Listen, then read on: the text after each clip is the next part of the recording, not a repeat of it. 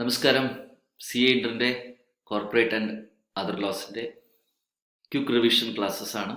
അതിൽ ഒത്തിരി lectures already post ചെയ്തിട്ടുണ്ടായിരുന്നു. ചാർജ് ഉണ്ടായിരുന്നു, പ്രോസ്പെക്ടസ് ഉണ്ടായിരുന്നു, ഷെയർ ക്യാപിറ്റൽ ഉണ്ടായിരുന്നു, അതേപോലെ തന്നെ ഒത്തിരി ചാപ്റ്റേഴ്സ് അങ്ങനെ കവർ ചെയ്തു. അതിൽ ഒരുപാട് കുട്ടികൾ ആവശ്യപ്പെട്ട മറ്റൊരു ചാപ്റ്ററാണ് അക്കൗണ്ട്സ് എന്ന് പറയുന്ന ചാപ്റ്റർ. അതിനാണെന്ന് ക്വിക്ക് റിവിഷൻ. ഇതൊരു ക്വിക്ക് റിവിഷൻ ക്ലാസ് ആണ്. കേട്ട് പഠിച്ചതിന് ശേഷം മനസ്സിലാക്കിയതിന് ശേഷം മലയാളത്തിലുള്ള ഒരു ലെക്ചറിങ് ആണ്. പിന്നെ നിങ്ങൾ സ്റ്റഡി മെറ്റീരിയലോ പ്രൈവറ്റ് മെറ്റീരിയലോ നിങ്ങളുടെ ലേൺഡ് ഫാക്കൽറ്റീസ്, നിങ്ങൾ ക്ലാസ്സിന് പോകുന്ന ഫാക്കൽറ്റീസിൻ്റെ നോട്ട്സും കൂടെ റെഫർ ചെയ്ത് കഴിയുമ്പോൾ ഇതൊരു ഒരു മൊത്തത്തിലൊരു സബ്ജക്റ്റ് ഗെയിനിങ്ങും സക്സസ്ഫുൾ ആയിരിക്കും. അപ്പോൾ അതാണ് നമ്മളിപ്പോൾ ഡീൽ ചെയ്യാൻ പോകുന്നത്. So here we go. Accounts of companies ആണ് നമ്മളിപ്പോൾ നോക്കുന്ന ചാപ്റ്റർ. കമ്പാരിറ്റീവ്ലി വളരെ ഇമ്പോർട്ടൻ്റ് ആണ്. ഇത് ഇൻസ്റ്റിറ്റ്യൂട്ടിൻ്റെ സ്റ്റഡി മെറ്റീരിയൽ തന്നെയാണ്. അതിൽ കോപ്പിറൈറ്റ് ഇൻസ്റ്റിറ്റ്യൂട്ടിനാണ്. നമുക്കതിലൊരു റൈറ്റും ഇല്ല. ഇൻ്റലക്ച്വൽ പ്രോപ്പർട്ടി എല്ലാ കാര്യങ്ങളും ഇൻസ്റ്റിറ്റ്യൂട്ടിന് വെസ്റ്റഡ് ആയിരിക്കുന്നതാണ്. അതൊരു ഡിസ്ക്ലൈമർ പറഞ്ഞതേ ഉള്ളൂ. അപ്പോൾ ഈ ചാപ്റ്ററിൽ ബേസിക്കലി പഠിക്കാനുള്ളത് അക്കൗണ്ട്സിൻ്റെ ബേസിക്സ്, ബുക്സ് ആൻഡ് പേപ്പേഴ്സ്, ഏതൊക്കെ അക്കൗണ്ട്സ് മെയിൻറ്റെയിൻ ചെയ്യണം, ആരാണ് മെയിൻറ്റെയിൻ ചെയ്യേണ്ടത്, എവിടെയാണ് മെയിൻറ്റെയിൻ ചെയ്യേണ്ടത്, അല്ലേ, അതൊരു സൈഡ്. പിന്നെ ഫിനാൻഷ്യൽ സ്റ്റേറ്റ്മെൻറ്റ്സ് എന്തൊക്കെയുണ്ട്, അതൊക്കെ ആരാണ് സൈൻ ചെയ്യേണ്ടത്, ഫിനാൻഷ്യൽ സ്റ്റേറ്റ്മെൻറ്റ്സ് എപ്പോൾ AGM-ൽ വെക്കണം, ബോർഡ്സ് റിപ്പോർട്ട് എന്താണ്, ഇങ്ങനത്തെ കാര്യങ്ങളാണ് ഇതിൻ്റെ അകത്ത് ഡീൽ ചെയ്യുന്നത്. പിന്നെ ഈ ചാപ്റ്ററിൻ്റെ അകത്താണ് CSR പാർക്ക് ചെയ്തിരിക്കുന്നത്. അത് നമുക്ക് വേറൊരു വീഡിയോയിൽ പ്രത്യേകിച്ച് നോക്കാം. അപ്പോൾ നമുക്ക് സമയം കളയണ്ട, അല്ലേ, ക്വിക്ക് റിവിഷൻ ആണല്ലോ, അതുകൊണ്ട് തന്നെ സമയം കളയണ്ട, ക്വിക്കായിട്ട് തന്നെ എന്ത് ചെയ്തില്ല കവർ ചെയ്ത് കളയാം. കമ്പനി സൈക്കിൾ സെക്ഷൻ 128 മുതൽ 138 വരെ, സെക്ഷൻ 128 to 138 വരെ ഡീൽ ചെയ്യുന്നത് അക്കൗണ്ട്സ് ബന്ധപ്പെട്ടതാണ്. ചാപ്റ്റർ 10 എന്ന് വെച്ചാൽ കമ്പനി സൈക്കിൾ ചാപ്റ്റർ 10ൻ്റെ കീഴിൽ വരുന്നതാണ്. അപ്പോൾ ഇതാണ് നമ്മൾ നോക്കാൻ പോകുന്നത് ഡീറ്റെയിൽ ആയിട്ട്. അപ്പോൾ അതിൽ ആദ്യം ഓപ്പണിംഗ് സെക്ഷൻ 128 ആണ്. Books of accounts of the company to be kept by a company. Company അറിയാലോ അല്ലേ, മറ്റുള്ള ഓർഗനൈസേഷൻസ് പോലെയല്ല. കമ്പനി ഫോം ഓഫ് ഓർഗനൈസേഷൻ ആകുമ്പോൾ ബുക്സ് ഓഫ് അക്കൗണ്ട്സിനും ഓഡിറ്റിനും അതുപോലെ തന്നെ ഫിനാൻഷ്യൽ സ്റ്റേറ്റ്മെൻറ്റ്സിനും വളരെ റിലവൻസും വളരെ സീരിയസ്നെസ്സും ഉള്ളൊരു ഒരു ബിസിനസ് ഫോമാണ് കമ്പനി ഫോം ഓഫ് ഓർഗനൈസേഷൻ. അതുകൊണ്ട് തന്നെ എവറി കമ്പനി ഷാൽ പ്രിപ്പയർ, അല്ലെ, 3 കാര്യങ്ങൾ പറയുന്നുണ്ട്: books of accounts, books and papers, financial statements. ഈ ബുക്സ് ഓഫ് അക്കൗണ്ട്സും ബുക്സ് ആൻഡ് പേപ്പേഴ്സും ഫിനാൻഷ്യൽ സ്റ്റേറ്റ്മെൻറ്റ്സും വച്ചിരിക്കേണ്ട സ്ഥലം, കമ്പനിക്ക് ഒരു രജിസ്റ്റേർഡ് ഓഫീസുണ്ട്. ആ രജിസ്റ്റേർഡ് ഓഫീസിലാണ് അത് സൂക്ഷിക്കേണ്ടത്. രജിസ്റ്റർഡ് ഓഫീസിൽ വയ്ക്കാത്ത പക്ഷം ബോർഡ് ഓഫ് ഡയറക്ടേഴ്സിന് മറ്റൊരു സ്ഥലത്ത് വേണമെങ്കിൽ മാറ്റിവെക്കാം. ഇന്ത്യയിൽ തന്നെ രജിസ്റ്റർഡ് ഓഫീസിലല്ലാതെ മറ്റൊരു സ്ഥലത്ത് വേണമെന്നുണ്ടെങ്കിൽ മാറ്റിവെക്കാം. അതിന് പ്രത്യേക പ്രൊവിഷൻ ഉണ്ട് കമ്പനി സൈക്കിൾ, നമുക്ക് ഡിസ്കസ് ചെയ്യാം. അക്കൗണ്ട്സും ബുക്സും പേപ്പേഴ്സും ഒക്കെ ഇൻസ്പെക്ഷൻ വിധേയമാണ്. 8 വർഷത്തേക്കാണ് അത് മെയിൻറ്റെയിൻ ചെയ്യേണ്ടത്. ലാസ്റ്റ് എൻട്രി ഇട്ട് 8 വർഷം വരെ അത് മെയിൻറ്റെയിൻ ചെയ്യണം. അത് ഈ പ്രൊസീജിയേഴ്സ് പാലിക്കാത്ത ഓഫീസേഴ്സിനും അതുപോലെ തന്നെ കമ്പനിക്കും അതിൻ്റെ പെനാൽറ്റി ഉണ്ടാവും. 1 വർഷം വരെ ജയിൽ ശിക്ഷയും 50,000 മുതൽ 5 ലക്ഷം വരെ പെനാൽറ്റിയും ഉണ്ട്. അല്ലെങ്കിൽ രണ്ടും കൂടെ ജയിൽ ശിക്ഷയും പെനാൽറ്റിയും കൂടെ ചേർത്ത് അനുഭവിക്കേണ്ടി വരും. അതൊക്കെ നമുക്ക് അത്ര റിലവൻ്റ് അല്ല എങ്കിൽ പോലും ഒന്ന് അറിഞ്ഞു പോകണം. ജനറൽ റിക്വയർമെൻറ്റിനെ കുറിച്ച് പറയുകയാണെന്നുണ്ടെങ്കിൽ നിങ്ങൾക്ക് എല്ലാവർക്കും അറിയാം. എന്ത് ബുക്സ് ഓഫ് അക്കൗണ്ട്സ് മെയിൻറ്റെയിൻ ചെയ്താലും, എന്ത് ബുക്സ് ആൻഡ് പേപ്പേഴ്സ് മെയിൻറ്റെയിൻ ചെയ്താലും, എന്ത് ഫിനാൻഷ്യൽ സ്റ്റേറ്റ്മെൻറ്റ്സ് മെയിൻറ്റെയിൻ ചെയ്താലും ബേസിക്കലി 3 കാര്യങ്ങൾ മനസ്സിലാക്കിയിരിക്കണം. ഒന്ന്, അത് ഡബിൾ എൻട്രി സിസ്റ്റത്തിലാണ് മെയിൻറ്റെയിൻ ചെയ്യേണ്ടത്, സിംഗിൾ എൻട്രി സിസ്റ്റത്തിലല്ല. 2, അക്രൂവൽ ബേസിസിലാണ് നമ്മൾ അക്കൗണ്ട്സ് മെയിൻറ്റെയിൻ ചെയ്യേണ്ടത്, ക്യാഷ് ബേസിസിലല്ല. 3, ഏറ്റവും ഇമ്പോർട്ടൻറ്റ് സംഭവം, it should reflect the true and fair view of the state of affairs of the company. നിങ്ങൾക്ക് എല്ലാവർക്കും അറിയാം അല്ലേ, പറയേണ്ട ആവശ്യമില്ല. CA പഠിക്കുന്ന കുട്ടികൾക്ക് ട്രൂ ആൻഡ് ഫെയർ വ്യൂ പറയേണ്ട ആവശ്യമില്ല. എങ്കിലും it should reflect the true and state of affairs of the company. Company എന്ന് പറയുമ്പോൾ അതിന് പ്രോഫിറ്റബിലിറ്റി ആയാലും കൊള്ളാം, അല്ലെങ്കിൽ അതിൻ്റെ അസറ്റ്സിൻ്റെ നിലവാരമായാലും, അല്ലെങ്കിൽ അതിൻ്റെ ലയബിലിറ്റീസിൻ്റെ കേസിലായാലും, ചുരുക്കി പറഞ്ഞ് മൊത്തത്തിൽ സ്റ്റേറ്റ് ഓഫ് അഫയേഴ്സിൻ്റെ true and fair view reflect ചെയ്യുന്ന രീതിയിലായിരിക്കണം നിങ്ങൾ എന്ത് ചെയ്യേണ്ടത്, അക്കൗണ്ട്സ് മെയിൻറ്റെയിൻ ചെയ്യേണ്ടത്. അപ്പോൾ അത് പറഞ്ഞു കഴിഞ്ഞു. അതിൻ്റെ ബേസിക്സ് നിങ്ങൾക്ക് അറിയാം. ഇവിടെ പഠിക്കേണ്ട ഒരു ഡെഫിനിഷൻ ഉണ്ട്. ബുക്സ് ഓഫ് അക്കൗണ്ട്സിന് പ്രത്യേകിച്ച് ഡെഫിനിഷൻ ഉണ്ട്, 2/13. അതൊന്ന് റെഫർ ചെയ്ത് പോകണം. ഏത് ബുക്സ് ഓഫ് അക്കൗണ്ട്സ് ആണ് കമ്പനി സൈക്കിൾ മെയിൻറ്റെയിൻ ചെയ്യുന്നത് വെച്ചാൽ സെക്ഷൻ 2/13 പറയുന്നുണ്ട്. ബുക്സ് ഓഫ് അക്കൗണ്ട്സ് എന്ന് വെച്ചാൽ 4 കാര്യങ്ങൾ ബേസിക്കലി അതിൻ്റെ അകത്ത് ഉണ്ടായിരിക്കണം, അല്ലേ. 4 കാര്യങ്ങൾ എന്തൊക്കെയാണ്? 4 കാര്യങ്ങൾ ഉണ്ടാവേണ്ടത്: all monies received and all money spend, അതായത് റിസീവ്സും പേയ്മെൻറ്റ്സും ബന്ധപ്പെട്ടതും. 2, ഓൾ സെയിൽസ് ആൻഡ് പർച്ചേസസ്, സെയിൽസും പർച്ചേസും ബന്ധപ്പെട്ടതും. 3, അസറ്റ്സ് ആൻഡ് ലയബിലിറ്റീസ്, എല്ലാ അസറ്റ്സും ലയബിലിറ്റീസും ബന്ധപ്പെട്ടതും. 4, മാനുഫാക്ചറിംഗ് കൺസേൺ ആണെന്നുണ്ടെങ്കിൽ കോസ്റ്റിംഗ് റെക്കോർഡ്സ്, ലേബർ യൂട്ടിലൈസേഷനെ കുറിച്ചും ഓവർ ഹെഡ്സിനെ കുറിച്ചും കോസ്റ്റിംഗ് റെക്കോർഡ്സ് മെയിൻറ്റെയിൻ ചെയ്യണം. അപ്പോൾ കുട്ടികളെ, ബുക്സ് ഓഫ് അക്കൗണ്ട്സ് എന്ന് ഇനി മുതൽ കമ്പനി സൈക്കിൾ കേൾക്കുമ്പോൾ നിങ്ങൾ മനസ്സിലാക്കേണ്ടത് 2/13 പ്രകാരം 4 category of books of accounts ആണ് നമ്മൾ മെയിൻറ്റെയിൻ ചെയ്യേണ്ടത്. എല്ലാ റിസീപ്റ്റ്സും പേയ്മെൻറ്റ്സും ബന്ധപ്പെട്ടതും 1. 2, എല്ലാ സെയിൽസും പർച്ചേസും ബന്ധപ്പെട്ടതും. 3, എല്ലാ അസറ്റ്സും ലയബിലിറ്റീസും ബന്ധപ്പെട്ടും. അവസാനം മാനുഫാക്ചറിംഗ് കൺസേൺ ആണെന്നുണ്ടെങ്കിൽ ഒബ്വിയസ്ലി കോസ്റ്റിംഗ് റെക്കോർഡ്സും കൂടെ മെയിൻറ്റെയിൻ ചെയ്യണം. ഈ 4 കാറ്റഗറിയും കൂടെ ചേർത്താണ് നമ്മൾ ബുക്സ് ഓഫ് അക്കൗണ്ട്സ് അല്ലെങ്കിൽ പ്രോപ്പർ ബുക്സ് ഓഫ് അക്കൗണ്ട്സ് എന്ന് കമ്പനി സൈക്കിൾ പറയാം. അടുത്ത ഡിസ്കഷൻ 128 നമ്മൾ ഡിസ്കസ് ചെയ്തുകൊണ്ടിരിക്കുന്നത്. 128(1) പ്രകാരം place of keeping books of accounts ആണ്. ഒരു ക്വസ്റ്റ്യൻ പൊതുവെ ഇവിടെ നിന്ന് എക്സ്പെക്ട് ചെയ്യാം. നിങ്ങൾക്ക് അറിയാമായിരിക്കും, നേരത്തെ സൂചിപ്പിച്ചതുപോലെ തന്നെ കമ്പനിയുടെ എല്ലാ ബുക്സ് ഓഫ് അക്കൗണ്ട്സും മെയിൻറ്റെയിൻ ചെയ്യേണ്ടത് കമ്പനിയുടെ രജിസ്റ്റേർഡ് ഓഫീസിലാണ്. Corporate office, head office, branch office പല പല പേര് പറയുമെങ്കിലും നമ്മളെ സംബന്ധിച്ചോളം രജിസ്റ്റർ ഓഫ് കമ്പനീസിൽ ഏത് അഡ്രസ്സിനെയാണോ രജിസ്റ്റേർഡ് ഓഫീസ് എന്ന് പറഞ്ഞിരിക്കുന്നത് ആ അഡ്രസ്സിൽ വേണം നമ്മൾ എന്ത് ചെയ്യാനായിട്ട് ഈ ബുക്സ് ഓഫ് അക്കൗണ്ട്സും ഫിനാൻഷ്യൽ സ്റ്റേറ്റ്മെന്റ്സും മെയിൻറ്റെയിൻ ചെയ്യേണ്ടത്. എന്നാൽ കമ്പനീസ് ആക്ടിൽ സെക്ഷൻ 128 കമ്പനിയുടെ ബോർഡ് ഓഫ് ഡയറക്ടേഴ്സിന് ഈ സ്ഥലത്തല്ലാതെ മറ്റൊരു സ്ഥലത്ത് വേണമെന്നുണ്ടെങ്കിൽ ബുക്സ് ഓഫ് അക്കൗണ്ട്സ് മെയിൻറ്റെയിൻ ചെയ്യാം. അതിന് രജിസ്റ്റർ ഓഫ് കമ്പനീസിന് നമ്മൾ പുതിയ അഡ്രസ്സ് എവിടെയാണെന്നുള്ള കാര്യം ഇത് മാറ്റിവെച്ച് 7 ദിവസത്തിനകത്ത് അറിയിക്കണം. അപ്പോൾ ബേസിക് റിക്വയർമെന്റ് ഇത്രയേ ഉള്ളൂ. ബോർഡ് ക്യാൻ ഡിസൈഡ്, ബോർഡ് മീറ്റിംഗിൽ ഒരു ഡിസിഷൻ എടുത്ത് പുതിയ അഡ്രസ്സ് തീരുമാനിക്കാം. രജിസ്റ്റർഡ് ഓഫീസിലല്ലാതെ എവിടെയാണ് ബുക്സ് ഓഫ് അക്കൗണ്ട്സ് മെയിൻറ്റെയിൻ ചെയ്യുന്നത് തീരുമാനിക്കാം. എന്നാൽ അങ്ങനെ തീരുമാനിച്ചത് 7 ദിവസത്തിനകത്ത് നിങ്ങൾ എന്ത് ചെയ്യണം, രജിസ്റ്റർ ഓഫ് കമ്പനീസിന് അതിൻ്റെ പുതിയ അഡ്രസ്സ് എവിടെയാണെന്നതിനെ കുറിച്ചുള്ള ഇൻഫോർമേഷൻ ഫോം വഴി നമ്മൾ എന്ത് ചെയ്യണം, ഫയൽ ചെയ്യണം. അതാണ് റിക്വയർമെന്റ്. അവിടെ നിന്ന് ഒരു ചോദ്യം വരാം. പക്ഷേ ഇന്ത്യയിൽ മാത്രമേ നമുക്ക് എന്ത് ചെയ്യാൻ പറ്റില്ല, അങ്ങനെ മാറ്റിവെക്കാൻ പറ്റത്തുള്ളൂ, ഇന്ത്യക്കകത്ത് മാത്രം. അടുത്ത discussion rule 3 of company accounts rules 2014 പ്രകാരം ഇനി മുതൽ, അതായത് പുതിയ കമ്പനീസ് ആക്ടിനും ഈ റൂൾസ് വന്നതിന് ശേഷം അക്കൗണ്ട്സ് വേണമെന്നുണ്ടെന്നുണ്ടെങ്കിൽ നമുക്ക് ഇലക്ട്രോണിക് ഫോമിൽ വയ്ക്കാം. അത് ബന്ധപ്പെട്ട് ചില മാനദണ്ഡങ്ങൾ പറയുന്നുണ്ട്, അത് പാലിക്കണമെന്നുള്ളൂ. പ്രത്യേകിച്ച് അതിൻ്റെ സെക്യൂരിറ്റിയെക്കുറിച്ചും സെക്യൂരിറ്റിനെ കുറിച്ചും ഇലക്ട്രോണിക് റെക്കോർഡ്സ് മെയിൻറ്റെയിൻ ചെയ്യാനായിട്ടുള്ള മറ്റുള്ള കാര്യങ്ങളും അതിനെന്ത് സോഫ്റ്റ്വെയർ യൂസ് ചെയ്യുന്നു, എന്ത് ആപ്ലിക്കേഷൻ യൂസ് ചെയ്യുന്നു എന്ന് ബന്ധപ്പെട്ട കാര്യങ്ങൾ കൂടെ നിങ്ങൾ എന്ത് ചെയ്തിരിക്കണം, നിങ്ങൾ നോക്കിയിരിക്കണം. അപ്പോൾ പൊതുവെ എക്സാം പോയിന്റ് ഓഫ് വ്യൂ വലിയ ഇമ്പോർട്ടൻ്റ് അല്ലെങ്കിൽ പോലും നിങ്ങളൊരു കാര്യം മനസ്സിലാക്കേണ്ട ഒറ്റ കാര്യമേ ഉള്ളൂ. ആ കമ്പനി അല്ലെങ്കിൽ കമ്പനിയുടെ ബോർഡ് എന്ത് ചെയ്യണം, രജിസ്റ്റർ ഓഫ് കമ്പനീസിന് ഇത് ഒരു ഇലക്ട്രോണിക് ഫോമിൽ വെച്ചിരിക്കുകയാണെങ്കിൽ ആനുവൽ ബേസിസിൽ അറിയിക്കണം ഇത് ഇലക്ട്രോണിക് ഫോംസിലാണ് വച്ചിരിക്കുന്നത് എന്നുള്ള കാര്യം. ഇലക്ട്രോണിക് ഫോമിൽ വയ്ക്കുമ്പോൾ അതിൻ്റെ ഏത് സർവീസ് പ്രൊവൈഡറാണ് ആ സോഫ്റ്റ്വെയർ പ്രൊവൈഡ് ചെയ്യണമെന്നും അതിൻ്റെ ഇന്റർനെറ്റ് പ്രോട്ടോകോൾ അല്ലെ IP അഡ്രസ് എന്നൊക്കെ പറയും, അത് ബന്ധപ്പെട്ടുള്ള ഡീറ്റെയിൽസും സെർവർ എവിടെയാണ് അല്ലെങ്കിൽ സർവീസ് പ്രൊവൈഡർ എവിടെയാണെന്നുള്ളതിനെ കുറിച്ച് ലൊക്കേഷൻ ഡീറ്റെയിൽസും അടങ്ങിയ നമ്മൾ ഡീറ്റെയിൽസും കൂടെ എന്ത് ചെയ്യണം, രജിസ്റ്റർ ഓഫ് കമ്പനീസിൽ ഫയൽ ചെയ്യണം. അപ്പോൾ ബുക്സ് ഓഫ് അക്കൗണ്ട്സ് മാനുവൽ ഫോമിൽ തന്നെ വെക്കണോ, വേണ്ട, ഇലക്ട്രോണിക് ഫോമിൽ വയ്ക്കാം. പക്ഷേ rule 3 of companies accounts rules 2014 പാലിച്ച് അതിൽ പറഞ്ഞിരിക്കുന്ന നിബന്ധനകൾ, ടേംസ് ആൻഡ് കണ്ടീഷൻസ് പാലിച്ച് വേണം നിങ്ങൾ എന്ത് ചെയ്യാനായിട്ട്, അത് ഫയൽ ചെയ്യാനായിട്ട് അല്ലെങ്കിൽ വച്ചിരിക്കാനായിട്ട്. അടുത്ത ചോദ്യം ബ്രാഞ്ച് ഓഫീസിനെ കുറിച്ചാണ്. നിങ്ങൾക്കറിയാം വലിയ കമ്പനികളിലെല്ലാം പല ടൈപ്പ് ഓഫ് ബ്രാഞ്ചസ് ഉണ്ടാവും. അപ്പോൾ അതിനെക്കുറിച്ച് പൊതുവെ പരാമർശപ്പെടുന്നുണ്ട്. അപ്പോൾ ബ്രാഞ്ച് ഓഫീസിൽ അക്കൗണ്ട്സ് ബ്രാഞ്ച് ഓഫീസ് തന്നെ വെച്ചാൽ മതി. പക്ഷേ സമ്മറൈസ് റിപ്പോർട്ട്സ് എന്ത് ചെയ്യണം, നമ്മൾ അതിൻ്റെ രജിസ്റ്റർ ഓഫീസിൽ ഇടയ്ക്കിടയ്ക്ക് നമ്മൾ എന്ത് ചെയ്യണം, അതിന് അറിയിച്ചുകൊണ്ടിരിക്കണം. അപ്പോൾ ബ്രാഞ്ച് ഓഫീസിന് ബുക്സ് ഓഫ് അക്കൗണ്ട്സ് ബ്രാഞ്ചിൽ തന്നെ ഇരുന്നാൽ മതി. സമ്മറൈസ് റിപ്പോർട്ട്സ് എന്ത് ചെയ്യണം, നമ്മൾ കോർപ്പറേറ്റ് ഓഫീസ് അതായത് രജിസ്റ്റർഡ് ഓഫീസ് നമ്മൾ എന്ത് ചെയ്തിരിക്കണം, അറിയിച്ചിരിക്കണം. അടുത്ത ചോദിക്കാൻ സാധ്യതയുള്ള ഒരു ഏരിയയാണ് inspection of books of accounts.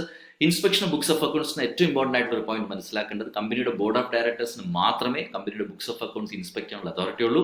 കമ്പനിയുടെ ഷെയർ ഹോൾഡേഴ്സിന് അതോറിറ്റി ഇല്ല.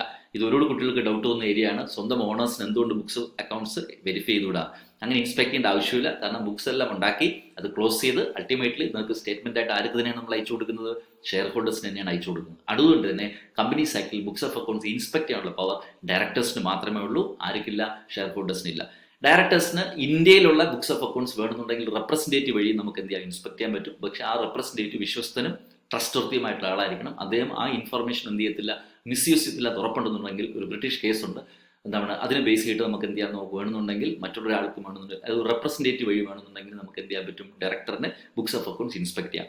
പക്ഷേ റൂൾ 4 സബ് റൂൾ 4 ഒരു പരാമർശം പറയുന്നുണ്ട്, directors can seek the information only individually and not through his agents or attorney with respect to books and accounts made in outside the കൺട്രിയാണ് ഞാൻ പറഞ്ഞല്ലോ. അപ്പോൾ ഇന്ത്യയിലിരിക്കുന്ന ബുക്സ് ഓഫ് അക്കൗണ്ട്സിനെ സംബന്ധിച്ചോളം അല്ലെങ്കിൽ ഇന്ത്യയിലുള്ള ഫിനാൻഷ്യൽ ഇൻഫർമേഷൻ സംബന്ധിച്ചോളം ഡയറക്ടർ നേരിട്ടോ അല്ലെങ്കിൽ ഡയറക്ടറിന് ഒരു ട്രസ്റ്റ്വർത്തി ആയിട്ടുള്ള ഒരു ഏജന്റ് വഴി വേണമെന്നുണ്ടെങ്കിൽ എന്ത് ചെയ്യാൻ, നമുക്ക് അതിനെ ഇൻസ്പെക്ട് ചെയ്യാവുന്നതാണ്. പുറത്തുള്ളതാണെന്നുണ്ടെങ്കിൽ അങ്ങനെ പറ്റത്തില്ല എന്നുള്ളതാണ് ആ റൂളിന്റെ പരാമർശം. അടുത്ത discussion period of preservation of books of accounts. നമുക്ക് എല്ലാവർക്കും അറിയാം അല്ലേ, പീരീഡ് വളരെ ഫേമസ് ആയിട്ടുള്ള ഏരിയയാണ് period of preservation books of accounts. Last entry ഇട്ട് 8 വർഷം വരെയാണ് നമ്മൾ കമ്പനീസ് ആക്ടിൽ എന്ത് ചെയ്യേണ്ടത്, ബുക്സ് ഓഫ് അക്കൗണ്ട്സ് മെയിൻറ്റെയിൻ ചെയ്യേണ്ടത്. അത് ബന്ധപ്പെട്ടുള്ള കാര്യങ്ങളൊക്കെ എനിക്ക് തോന്നുന്നു എല്ലാ കുട്ടികൾക്കും അറിയാവുന്ന, അത് വലിയ ഡീറ്റെയിൽസ് ഒന്നുമില്ല. എങ്കിൽ ലാസ്റ്റ് എൻട്രി ഇട്ട് 8 years വരെ നമ്മൾ എന്ത് ചെയ്യണം, ബുക്സ് ഓഫ് അക്കൗണ്ട്സ് മെയിൻറ്റെയിൻ ചെയ്യണം. ഇല്ലെങ്കിൽ അതിനുള്ള പെനാൽറ്റി ഉണ്ടാവും. ഒരു ക്വസ്റ്റ്യൻ ചോദിക്കാൻ പറ്റിയൊരു നല്ലൊരു ഏരിയയാണ് എന്താണ്, persons responsible for books of accounts maintenance. ആരാണ് ഒരു കമ്പനി പോകുമ്പോൾ ഒരു കമ്പനിയിൽ ബുക്സ് ഓഫ് അക്കൗണ്ട്സ് മെയിൻറ്റെയിൻ ചെയ്യേണ്ട ലീഗൽ റെസ്പോൺസിബിലിറ്റി ആർക്കാണ്? ഈ പറയുന്ന കാറ്റഗറിയിൽ ഏതെങ്കിലും ഒരു ആൾക്കാർ അല്ലെങ്കിൽ ഇത്രയും ആൾക്കാരെയാണ് നമ്മൾ എന്ത് ചെയ്യുന്നത്, നമ്മൾ ബുക്സ് ഓഫ് അക്കൗണ്ട്സ് മെയിൻറ്റെയിൻ ചെയ്യാനായിട്ട് ഓതറൈസ് ചെയ്യേണ്ടത്. അല്ലെങ്കിൽ act will presume these persons or the persons responsible for maintaining proper books of accounts in a company. ആരൊക്കെയാണ്? Of course MD, 2 whole time director in charge of ഫിനാൻസിന് അവർ whole time director finance എന്നൊരു position ഉണ്ടെങ്കിൽ അദ്ദേഹം. 3 of course chief financial officer, ഫിനാൻസിന് വേണ്ടിയുള്ള ഒരു key managerial person ആണ് chief financial officer. 4 any other person authorised by the board.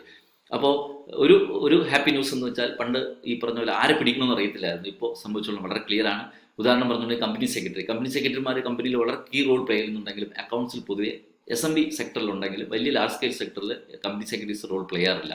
ഈ ആക്ട് വന്നതിന് ശേഷം വളരെ ക്ലിയർ ആയിട്ട് എഴുതിയിട്ടുണ്ട്, അതിൻ്റെ കമ്പനി സെക്രട്ടറി ഇല്ല. പക്ഷേ ബോർഡിന് ഏത് ഓഫീസറിനെയും വേണമെന്നുണ്ടെങ്കിൽ റെസ്പോൺസിബിലിറ്റി ഏൽപ്പിക്കാം. എങ്കിലും ഈ ഒരു ഏരിയ വളരെ ഇമ്പോർട്ടൻ്റ് ആണ്. MD, whole time director in charge of finance if ഉണ്ടെങ്കിൽ, അടുത്ത CFO, നാലാമത് ഏതൊരു ഓഫീസറിനെയും ബോർഡ് റെസൊല്യൂഷൻ വേണ്ടി ഓതറൈസ് ചെയ്തിട്ടുണ്ടെങ്കിൽ ആ ഓഫീസർ. അപ്പോൾ ചുരുക്കി പറഞ്ഞാൽ അക്കൗണ്ടബിലിറ്റി ഫിക്സ് ചെയ്യുന്നത് വളരെ എളുപ്പമാണ്. ആരാണ് പ്രോപ്പർ ബുക്സ് ഓഫ് അക്കൗണ്ട്സ് ഒരു കമ്പനിയിൽ മെയിൻറ്റെയിൻ ചെയ്യാൻ ലയബിൾ ആണെന്നതിനെ കുറിച്ച് കമ്പനി സൈക്കിൾ വളരെ വ്യക്തമായിട്ട് എന്ത് ചെയ്യുന്നുണ്ട്, ഇപ്പോൾ എന്ത് ചെയ്യുന്നുണ്ട്, ഒരു ഡീറ്റെയിൽസ് ഉണ്ട്. അപ്പോൾ ഇത് ഇവിടെ നല്ലൊരു പ്രാക്ടിക്കൽ ക്വസ്റ്റ്യൻ ചോദിക്കാൻ പറ്റിയ ഏരിയ ആണ്. പെനാൽറ്റി വലിയ ഇമ്പോർട്ടൻ്റ് ഉള്ള ഏരിയ അല്ല കുട്ടികൾ. അപ്പോൾ ഇത്രയും നേരം നമ്മൾ ഡിസ്കസ് ചെയ്ത് സെക്ഷൻ 128 ആണ്. 128 പറഞ്ഞെങ്കിൽ ഇത്രയേ ഉള്ളൂ. എന്തൊക്കെ proper books of accounts maintain ചെയ്യണം, എവിടെ മെയിൻറ്റെയിൻ ചെയ്യണം, ആര് മെയിൻറ്റെയിൻ ചെയ്യണം, കേട്ടല്ലോ. ഈ 3 കാര്യങ്ങളാണ്. പിന്നെ പ്ലസ് ഇൻസ്പെക്ഷനെ കുറിച്ച് മറക്കരുത്, അതിനെക്കുറിച്ചും കൂടെ ഒരു ക്വസ്റ്റ്യൻ എക്സ്പെക്ട് ചെയ്യാം. അപ്പോൾ ഇതാണ് ആദ്യത്തെ സെക്ഷനെ കുറിച്ച് നമുക്ക് ഡിസ്കസ് ചെയ്യാം. ഇനി നമ്മൾ പോകാൻ പോകുന്നത് സെക്ഷൻ 129 ഫിനാൻഷ്യൽ സ്റ്റേറ്റ്മെൻറ്റ്സ് ആണ്. നിങ്ങൾക്ക് എല്ലാവർക്കും അറിയാം, basically 3 type of financial statements ഉണ്ട് കമ്പനിയിൽ വേണ്ടത്. നിങ്ങൾക്ക് എല്ലാവർക്കും അറിയാവുന്ന statement of profit and loss account, cash flow statement, balance sheet.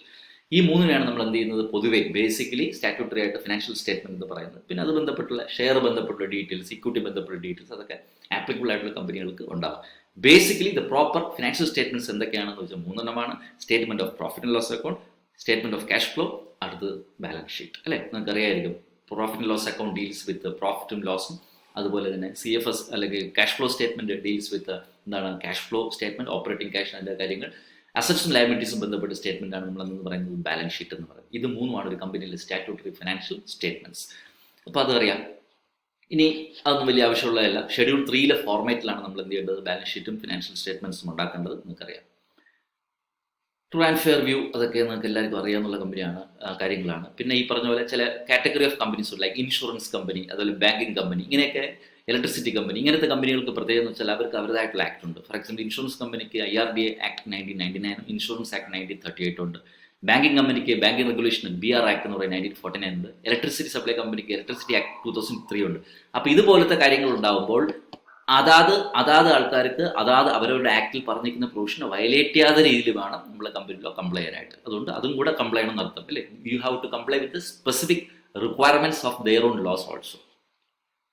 പിന്നെന്താ പറയണ്ടേ, CFS അറിയാം. സബ്സിഡറി കമ്പനീസ് ഉള്ള കമ്പനീസ് എന്ത് ചെയ്യണം, സബ്സിഡീസ് കമ്പനീസിനെയും കൂടെ ചേർത്തുകൊണ്ട് ആദ്യത്തെ ഒരു ഒറ്റ കമ്പനി ഉണ്ടെന്നുണ്ടെങ്കിൽ ആ കമ്പനിയുടെ ബാലൻസ് ഷീറ്റ് നമ്മൾ സ്റ്റാൻഡ് അലോൺ ബാലൻസ് ഷീറ്റും സ്റ്റാൻഡ് അലോൺ ഫിനാൻഷ്യൽ സ്റ്റേറ്റ്മെന്റ്സ് പറയും.